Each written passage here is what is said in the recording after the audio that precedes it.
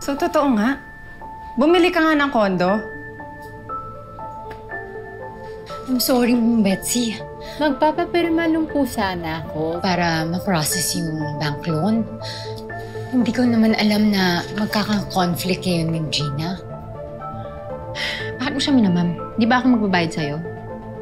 Sige na, magkita na lang tayo mamaya sa kondo. Sis mo ba ka? Bakit ba uusok ino mo? So, sa joint account ka kumukuha ng pera? Pang down. Does my dad know about this? Did he sign off on it? Hindi. Pirma ko lang naman yung kailangan eh. Pero sa loan, pirma namin ang asawa ko ang kailangan. Betsy, tapatin mo nga ako. Ilang milyon ang balak mong kunin sa daddy ko? Teka, ano bang peg mo? Investigador? Wala kang pakialam. Betsy, asawa ka lang. Anak ako, kaya may paki ako. Lalo na nakikita ko. You're taking advantage of my dad. Abusada ka na! Ano ba pinagsasasabi mo?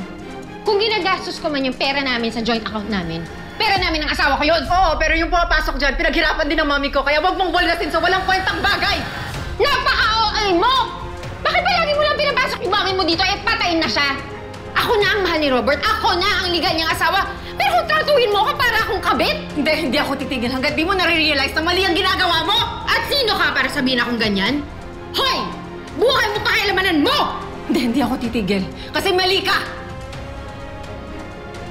Hindi ko galing manghimasok ng buhay ng iba, pero insensitive na yung overspending mo, Betsy! Kung makapagsalita ka, akala mo ang perfect mo? Tumingin ka lang sa salamin at makita mo yung dumi mo? Ano bang pinagsasabi mo na naman? Ano, nag-amnesia ka na? Nakalimutan mo na na inagaw mo sa akin yung asawa mo ngayon. Oh my God. At least ako, pera lang inaagaw ko. Eh ikaw, inagaw mo yung jowa ko. Hindi totoo yan! Totoo yan! Inagaw mo! Ay, tama na! Tama na! Betsy, Gina! Ba't ka nag-aaway? Tama na, ha? Pagsabihan mo nga yung anak mo. Puro mali ko na lang yung nakikita niya eh. Gina, ano nangyari? Tad, si Betsy naman kasi, nananadya na siya. Di ba we told her to be mindful with her spending kasi may pinagdadaanan tayo sa supermarket. Only to find out, bumili na naman siya ng kondo! Bumili ka ng kondo? So, hindi mo pala talaga pinaalam kay Daddy. Bakit kailangan magpaalam? Mag-asawa sila. Baka mag-asawa nga sila. But that's supposed to be a mutual decision. Gina, alam mo ba kung bakit ko binili yung kondo? Binili ko yun para sa nanay ko.